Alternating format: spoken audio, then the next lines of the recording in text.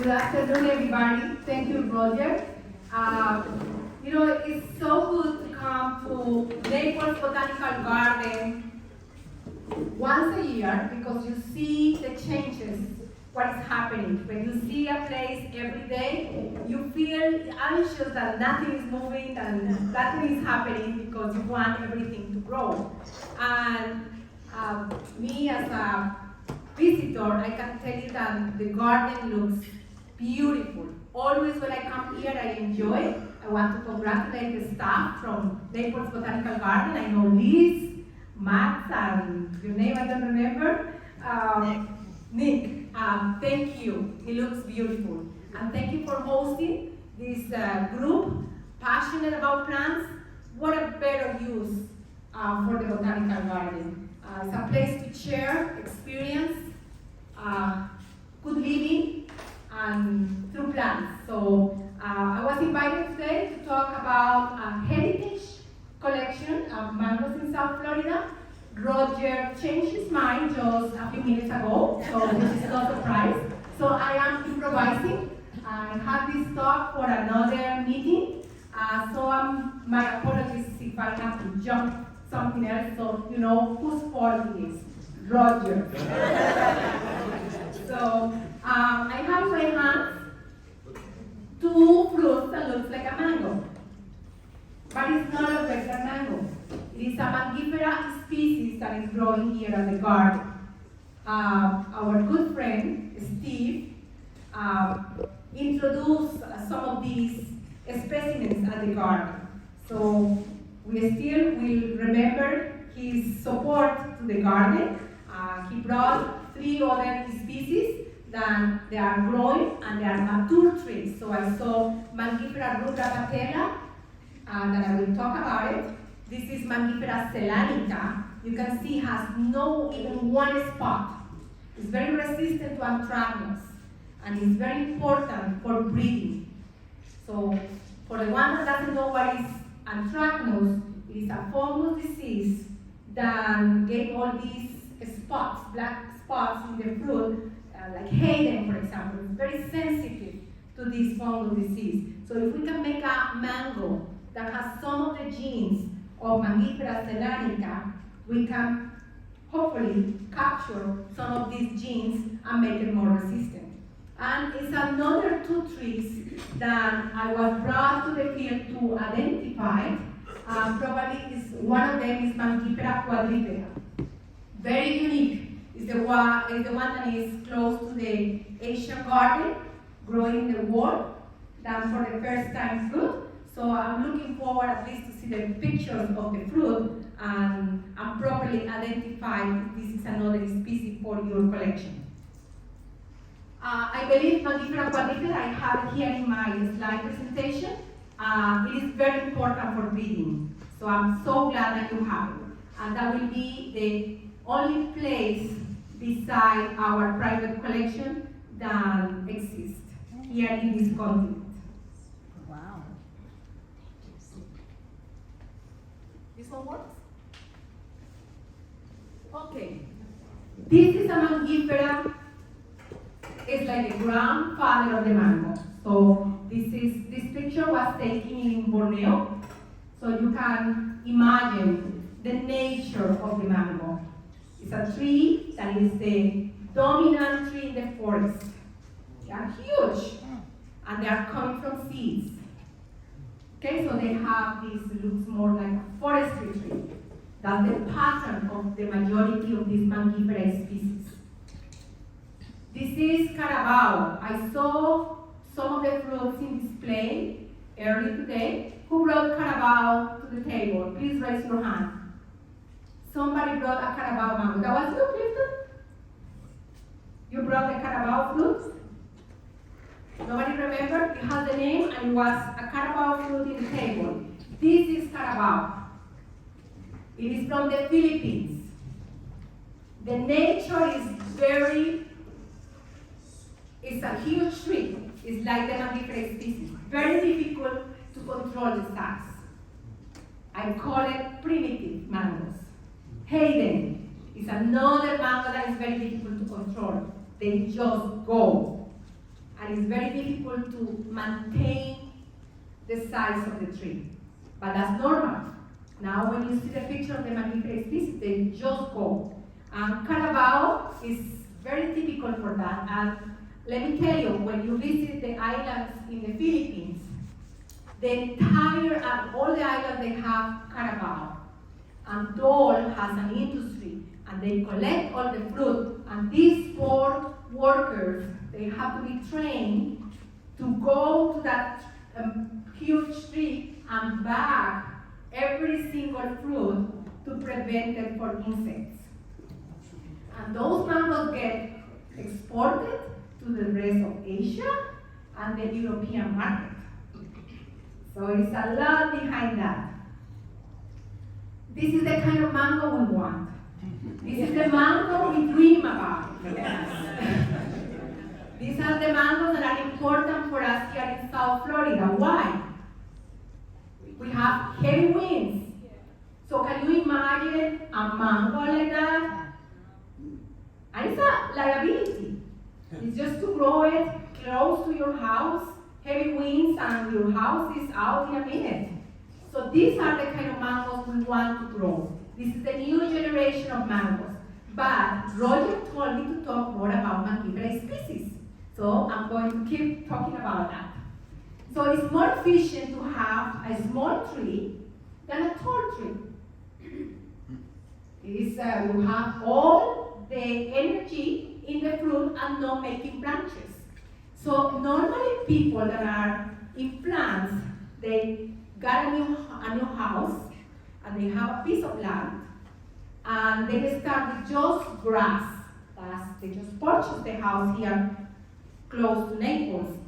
And they belong to this group and they start collecting new trees and new mango trees, and in 5 years it's a jungle. That sounds familiar to you? That's very often that happens. Oh, she's smiling right there. So what happened with this mango tree? It's competing each other for light or food in the ground. So they start twisting from one side to the other one and spending all the energy making branches. And guess what happened? 5, 6 years pass, and the mango haven't flowered. It has the shade for your neighbor that belongs to the same group, but before you. So it has a lot of big trees growing. It's shading your mango tree. So the mango needs full sun in order to bloom. That's a very important lesson. So you need space, full sun, and keep it short.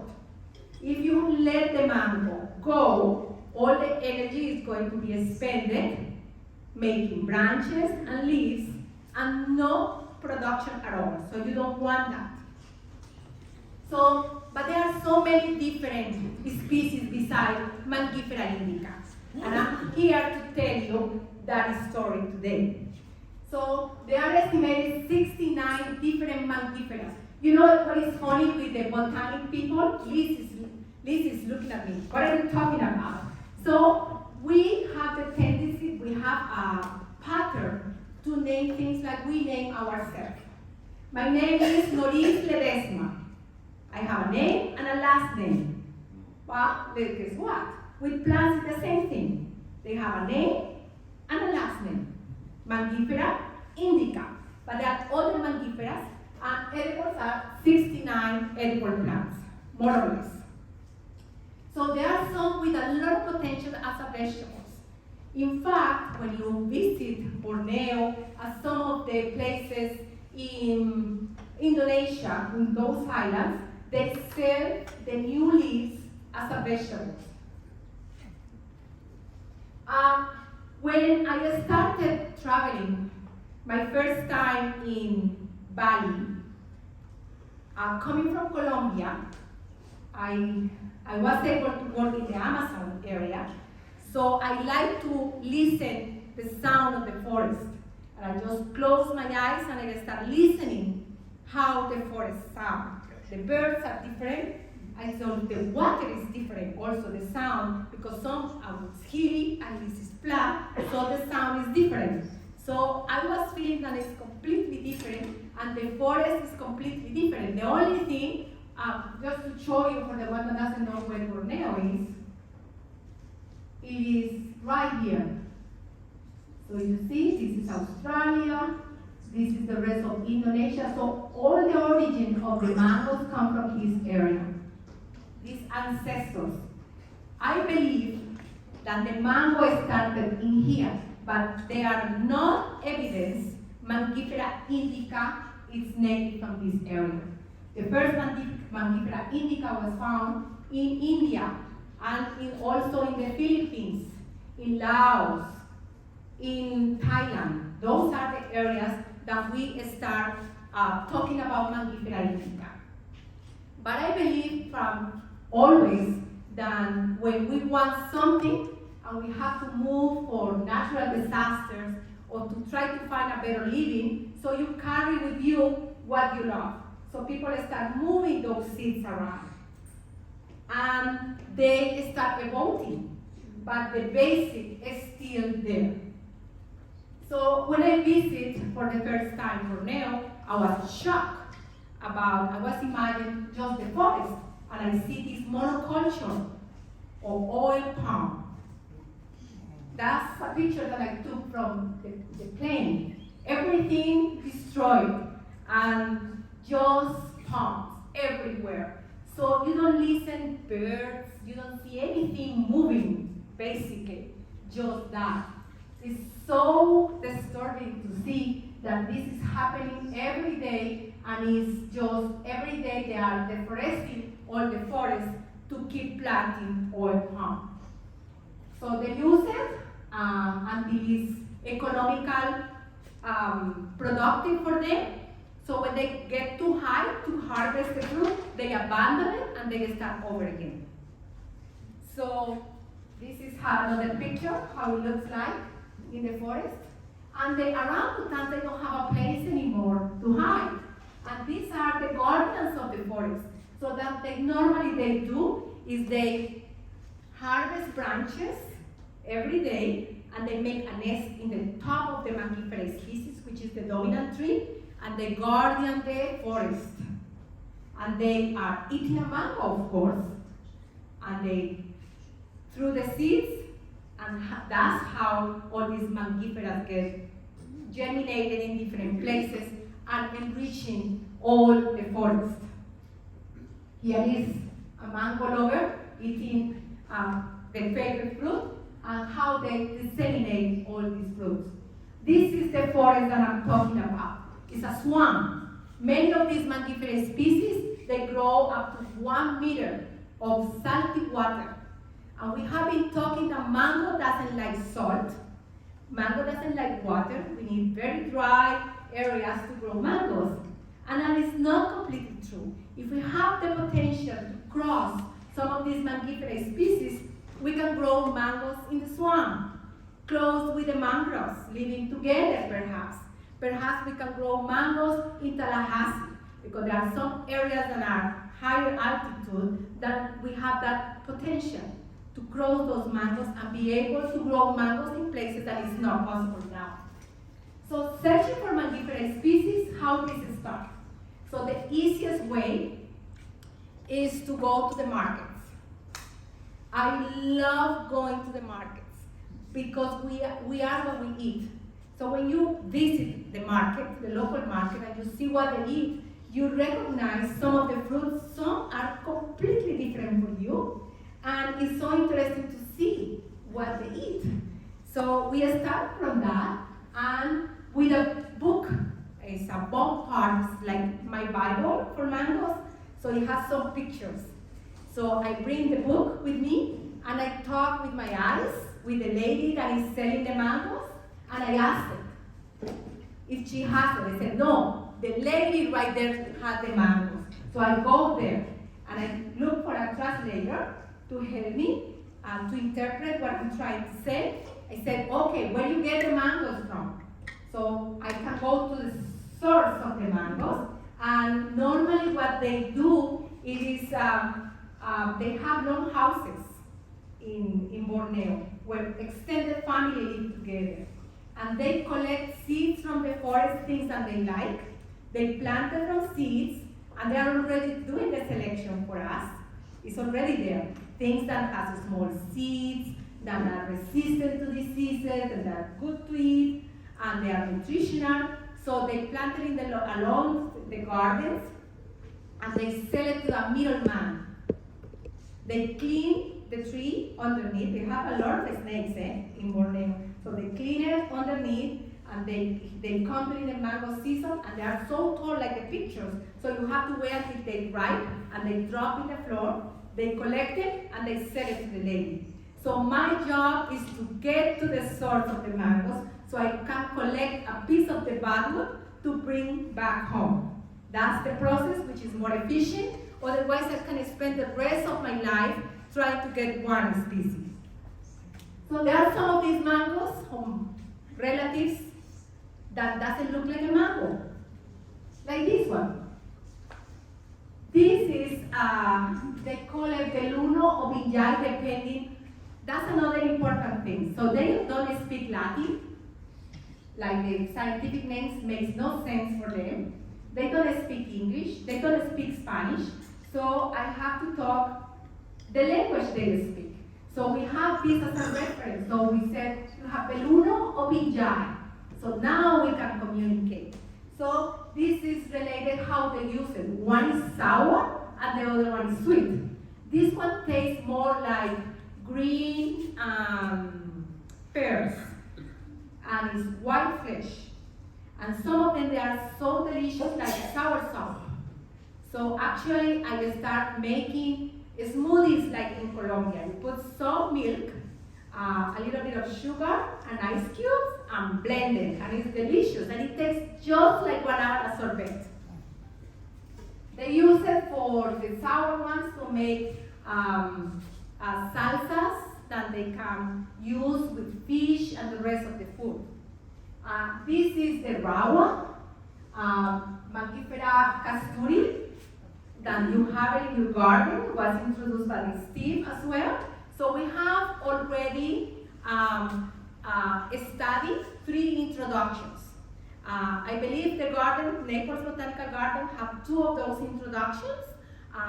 One is from the Department of Agriculture, and that we introduced here to the US, Fairchild Tropical Botanic Garden, I mean. And the other one was introduced by Steve, if I recall that. So there are 2 that are already, we know, the characterization of the fruit, so there are papers already that you can use as a reference for the 2 different Mangifera casturis. This is the Assam Kumbang, this is the Mangifera quadrifera that I believe you have growing next to the wall in the Asian garden. The Assam Kumbang or Mangifera quadrifera is an interesting mango. Remember the story that mangoes used to be green skin or yellow skin, never red. That happened here in South Florida in 1900s. When, remember the story of Hayden? It was a guava tree that was breeding and crossing the pollen with the turpentine. And somebody propagated those trees, and the new descendancy came red and fleshy and beautiful. And it was a lady that discovered this mango going in the backyard, said, this doesn't look like a mango because mango has yellow skin or green, and this one is beautiful. It is red. She was Mrs. Hayden, and that's the Hayden mango. And after that, everybody started collecting the babies from that tree, and we named Tomiakis, Kit, Kent, Valencia Pride, name it. Everything that is here in this table today. But mangoes used to be yellow skin and green skin until this happened. So I believe, and people that is working in genetics, is their job to trace what are these red genes that make our Floridian mango red skin. When you open the fruit of Mangifera quadrifera, close to the seed, there are some traces of red. Like the stone is red. So it's very interesting to me for breeding. We are using this for breeding. It's very resistant to anthracnose. It is sour. It's not that pleasant to eat. This is another one. This one looks a little more like a mamey, right? Like a football ball. It's huge. This is the Assam Emba1. I'm talking Malay now here for you. Because it doesn't matter. You know, there are all different species and they are intertwined, some of these species. We are not sure, some of them, what they are. So I try to keep the Malay name as a reference until this is resolved completely. So this is the Kematan, apparently Mangifera torquenta, very round fruit, very strange, nothing like mango that you can recall. And these strange aromas that they came from. You know, the orangutans love these aromas of the mangoes. They eat it when they are in the top of the canopy, and then after they eat it, they wrap like this soap in their body so they can get all this beautiful smell to attract the ladies. Don't do that at home, please. You want to write it down? I can patent that one for you. Okay, this is the mempalan. Everything that they call it mempalan, they use it for salsas. It has a very high content of pectin. Remember, at the jungle, they don't have refrigeration, they don't have electricity. So they have all this knowledge, how to preserve food. So they use it for these salsas to preserve food. So it's very, very acid. I tried to eat it and almost make a hole in my stomach. I was sick like for a week. It's so strong, the flavor for that. So everything that is called mempalan, they call it these tiny fruits, and it's a polyembryonic. This is quinine. This is, I call it the durian mango. This is the favorite for the orangutan. Write it down. This is good to attract the female orangutans. Quinine. It has a very good value in the market. It's very well recognized. We have in our private collection 3 different selections of quinine. They are quite different. A small seed and sweeter. They smell just like durian. Very fragrant. And I love the flavor. They are super sweet. This is the honey mango. They call it mango madu in Malay. And the first time that I went to Bali, they have it at the market. And it was a lady screaming with her eyes, with a knife, pushing me to take a little sip of these pockets, dark pockets in the flesh. So they open the fruit, and the flesh has pockets. And you know, they eat funny things. And I thought that she was making fun of me, and she wanted me to eat a worm or something funny was growing there. So I don't think so. And she was still insisting, try. So I said, I'm going to try. I think I'm not going to die eating a worm or something. So I stick my knife on it, and I tasted it was just like honey.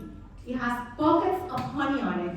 And I believe the Naples Botanical Garden has this mango also in your collection. So they use, you know, it's another life back there. This is Bali. They use all these Mangifera species in their ceremonies for their gods. So they have these beautiful baskets arrangements for their tradition and beliefs, and they use all these things. So, but what they eat in the forest, the diet of these people from the forest, they eat rice, very important for their diet. They eat ferns, a lot of ferns that we just discard. They use the new shoots, and they are delicious, very good.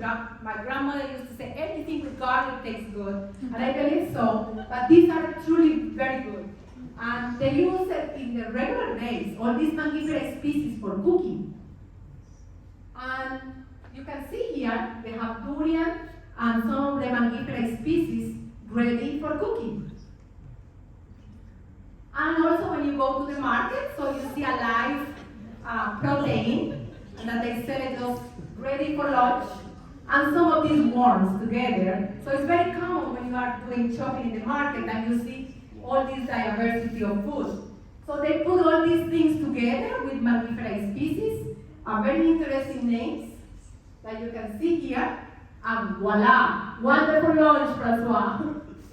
So, good memories. In my professional life, I am already retired. My husband now goes with me. I get still invited as a speaker. I like to tell stories, and now my husband is with me and some friends. So I want to introduce Francois. Stand up, please. So Francois. Francois is coming from Mauritius. The other side of the world, close to Madagascar, and they are also very inspired by mangoes. So he is delightful visiting you here today. Thank you, Francois. We hope you can take our group in some of those expeditions some of these days. They will love to do that. You see? The president is saying yes.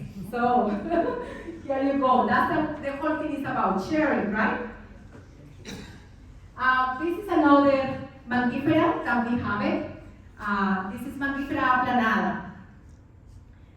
This one, the stone is so hard that you cannot break it to get the embryo out. And it's super acid. And the tree is not that big. So we have all these different Mangifera species in my collection. Some of them, you see they don't look like a mango at all. Very weird. Many of them, they are monoembryonic. There are a few that they used to be monoembryonic and now they are poly here. So I said, what happened? I remember collecting them for the first time. I removed, you know what is polyembryonic and monoembryonic is? Okay, everybody? Okay, I'm going to say for the ones that they don't know. So you open the seed, the cover, and you will see that the mango is like, the seed is breaking like in pieces. That means that they have many embryos. When you germinate it, many baby plants are coming from one seed. That's polyembryonic. And there are other ones that are monoembryonic, that means that it's just one. When you have just monoembryonic, you have better chances that they are a hybrid. When they are poly, you have high chances that they self-pollinate and they are copied just of the mother. Why this is good? That's good for evolution. When you have cells, you have better chances that something wrong happens. Diversity is always good. It makes you stronger, it makes you different. So it's good for nature. So we are looking always for polyembryonics when we are doing graftings. Why is that?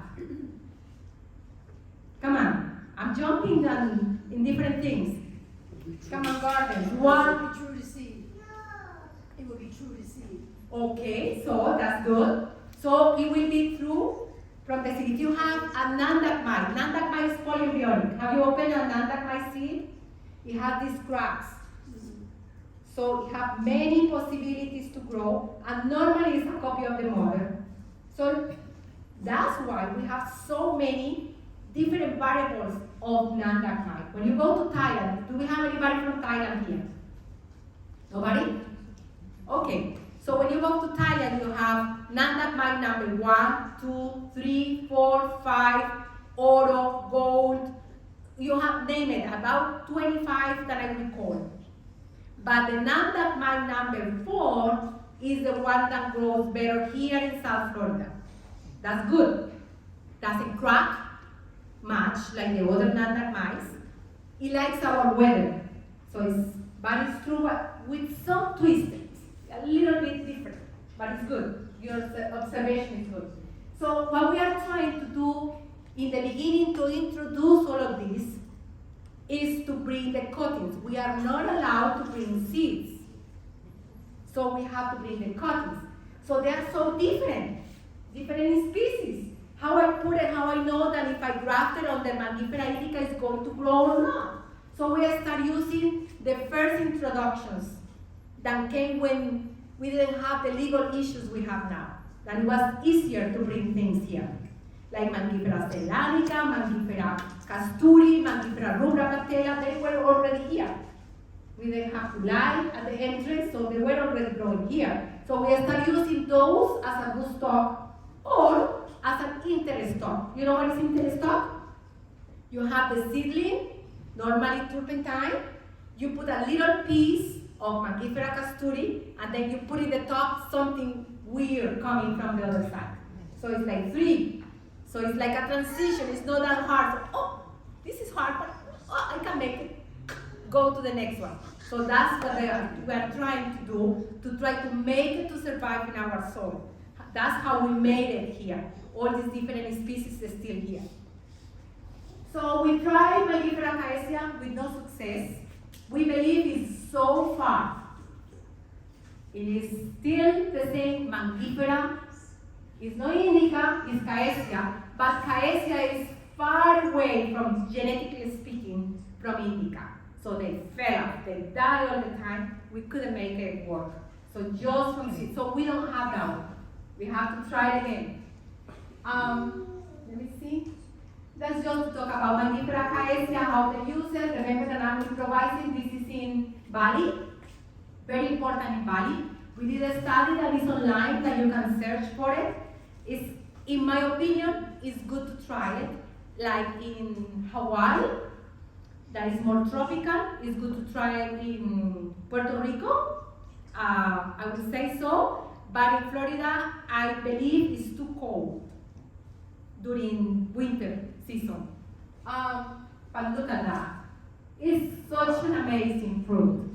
And I'm not giving up completely, but you know, I don't have all the permits and all the things when I was working to keep trying to work and make it work with this Mangifera caesia. Look at the flowers. Very different. They are purple. This is another one that is Mangifera payan. Very different in the flowers, you can see. Look at the flowers of the Mangifera payan. Can you believe this tree in the middle of the garden here? Stunning, beautiful. And this one, I think you can grow it here. It grows in Singapore Botanical Garden. They have a beautiful tree there. It's a large tree, so you need a lot of space to grow it. And it has value. This is the leaves that I was telling you. They sell it at the market. They sell the leaves and the fruit. This is the Mangifera foetida. The name is for a reason, It smells. Look at the tree. It looks very different. The leaves looks similar like the mango that you have. That I would like to see the fruit. This is your Mangifera casturi. Are you familiar with that? Your president made today a beautiful dish, casturi cheesecake. Delicious, you know, and she put these toppings with passion fruit. The casturi tastes like passion fruit and lychee together. It is delicious. And she had some fruit from a Steve's tree, right? And you froze the mangoes to make the dish, and it still tastes like a mango. It's so strong, and the compounds of this fruit are so diverse that it's an explosion of flavor. And you know, you should sell these tree seedlings, because there are people that are paying $70 for a seedling. So it's good for, it's good for the garden to raise money for the group also. I have a bunch of seedlings. Wow, bring them over for the plant sale. You are wasting opportunity to raise some money here. So we did a study. Steve is one of the authors, and to identify the different casturis. So there is a publication already that will give you some data about it, so you can already name it. So which one you have? I believe that you have Bravo, that is the one that is more red, and it's one that it has green. Could be palipasam. So that's the genetic people they are doing. So we did a study with a student in Borneo, in the south of Kalimantan. This is the market. They sell the fruit like a regular fruit, and they actually have festivals. This is the Mangifera rubra patella that you have at the garden. You will like this. Mangifera rubra patella, as a fruit, is not that exciting. It's a small fruit. Do you have a Mangifera rubra patella in your bag, Francois? So I can show it. It's a small, tiny fruit. It grows like grapes, in like 6 fruit in one inflorescence. And you see it and you don't think that it's that exciting. But I just start using it as a rootstock. They don't have it. I use it as a rootstock because it puts so many fruit, and the tree was so tiny, and I didn't have anything available, and I started using it as a rootstock. And I learned that it dwarfed many of the Mangifera indica cultivars. You have it? Yeah.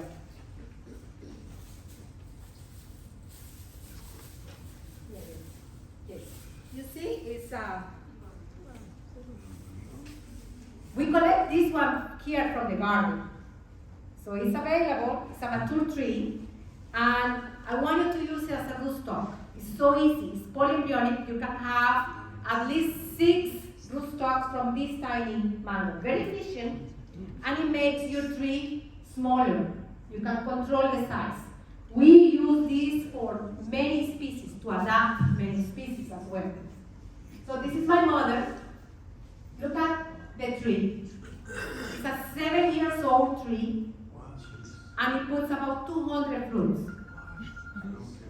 So for a small nursery, you know, that you don't have much room, it's very efficient. So you have your tree, yes?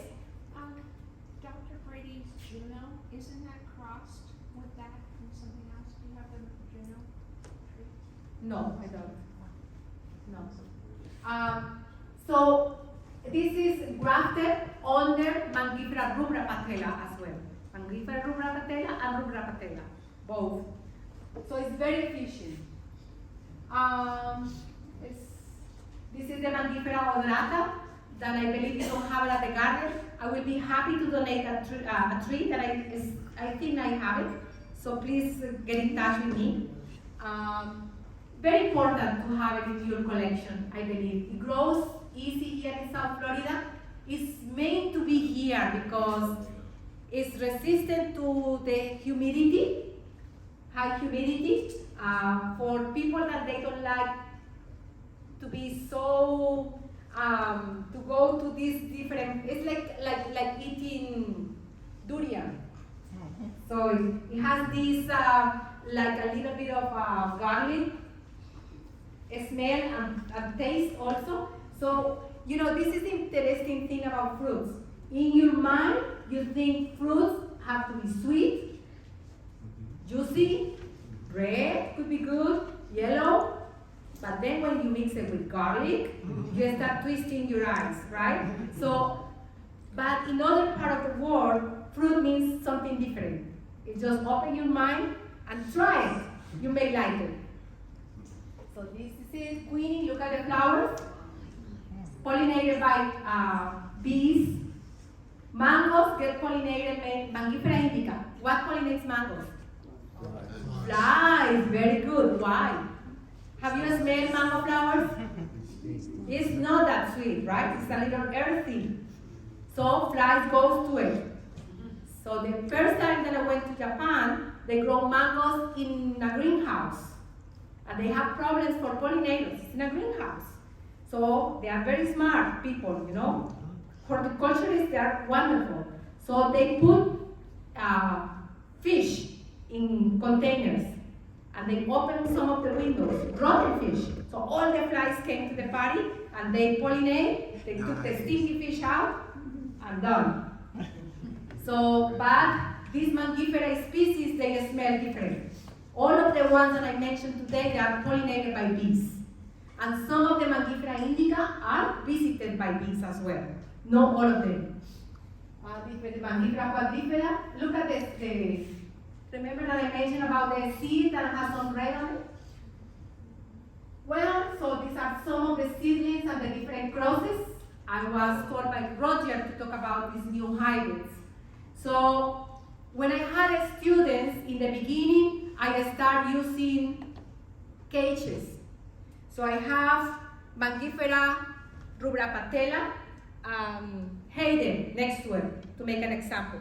Make a cage, put bees in the cage when the time they are blooming, hoping that they transfer the pollen from one flower to the next tree, collect all the fruit from the mother, and we don't know who the father was, but I collect all the fruit, label it, the same thing with the other one, grow them in the nursery until they germinate, take samples of the leaves and send them to do DNA test to make sure that they are crosses, and we have new generation. But it's so difficult because the Mangifera species normally are very early. They normally bloom earlier than the other mangoes, so how you cross it? So we start doing different research.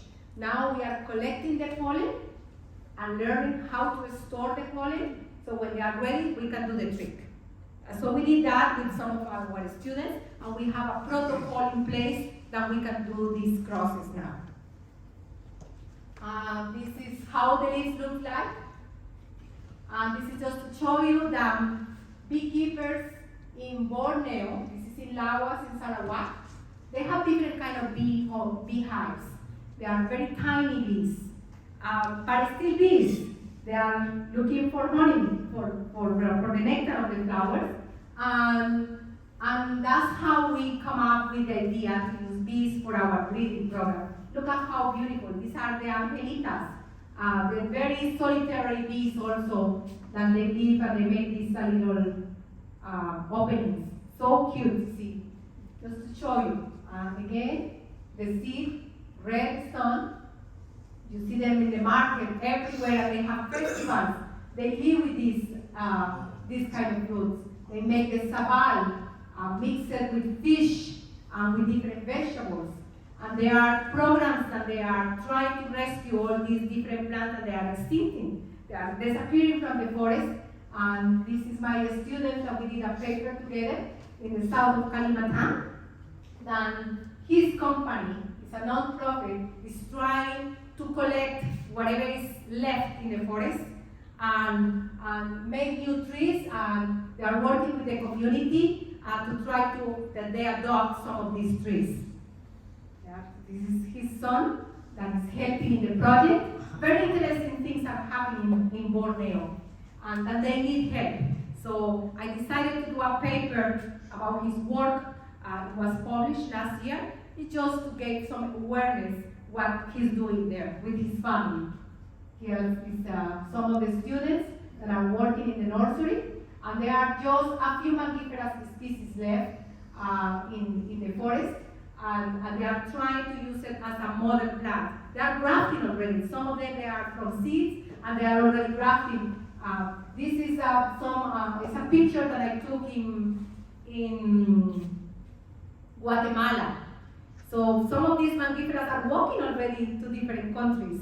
It's more tropical there, and they are, my friend Dwight Carter is producing 2,500 trees a year of Mangifera casturi. And you see them growing in people's backyard. You have no idea how happy this makes me. It's rewarding, it's better than money. You know, it's people living now with this. And they love Mangifera casturi. Mangifera torquenda. See? Remember that I was making this presentation in the last minute. My apologies for that. See? Many of these trees are very sensitive to the cold. So you have to work with these issues, especially here in Naples. The ones that are living near to the coast, they have better chances. But if you are experimenting with Mangifera species, even mango, you have to be careful if you are below 40 degrees. You just happened through a difficult winter, I heard from Clifton, that many trees were hurt and many were killed because of the cold weather.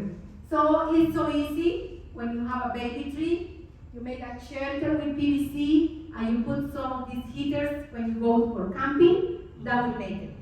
So that's how we make our trees to survive, and still we are taking care of small trees in our farm right now. So just be creative. These applications that we did for the breeding program in the beginning, and doing the trick by hand is very hard, so we use the bees to do the breeding program. These are the cages. We have two trees together, two guys together, and see if they like each other, so they make the trick, and we have a hybrid. So that's how we made it. So the objectives of the breeding program was mainly to produce trees, mango trees that they don't need this cold to bloom. The majority of the mangoes are coming from Mexico and South America. And especially in Peru, they don't have enough cold because of the global, the change of our climate. They don't have the cold that they used to have before. And every year when I go for meetings, they have the Niño problem, the Niña, always something happening, and the trees are not blooming. So we want to create a hybrid that doesn't need that is more tropical. So we want a fruit that is purple. I want a fruit that is purple. Why purple? Absorb the sun. Better than that. Very good. We are making the tomatoes purple, the carrots, everything that is purple. You don't have to tell the consumer that is good for your health. You buy it immediately. So that's one reason. The other reason is because it doesn't show the imperfections in the skin. The losses for the farmers with yellow mango skins are 40%. They get rejected because they have scars. When you have a purple mango, you don't show the imperfections, so they can go and pass the border. So that's the thing that I would like to have a purple skin mango. So we are making all these crazy crosses. This is mango, the mango that we know, with some of the Mangifera species. So where are we right now? We have some crosses, but nothing excited yet, because we need a mango that it has no fiber. Many of the Mangifera species have fiber. And it's funny, you know? You go to the doctor and the doctor said, you are not consuming enough fiber. So they give you fiber in a box. And you complain because your mangoes have fiber. We humans, we are funny. So we want a mango that is large enough and is attractive enough. It has to have a perfect shape because we move food all over the world. So we need a mango that ship well, that can roll in the box. You know, we have the introduction of mangoes, they take about 30 days to reach the store. And they go through hot water treatment. That means that they get picked, almost boiled, and they put it in a chamber in a very low temperature so they can travel, be in the store until you can eat it. So that's why the mangoes you grow are so much better than the mangoes at the market. So keep growing mangoes, and thank you so much.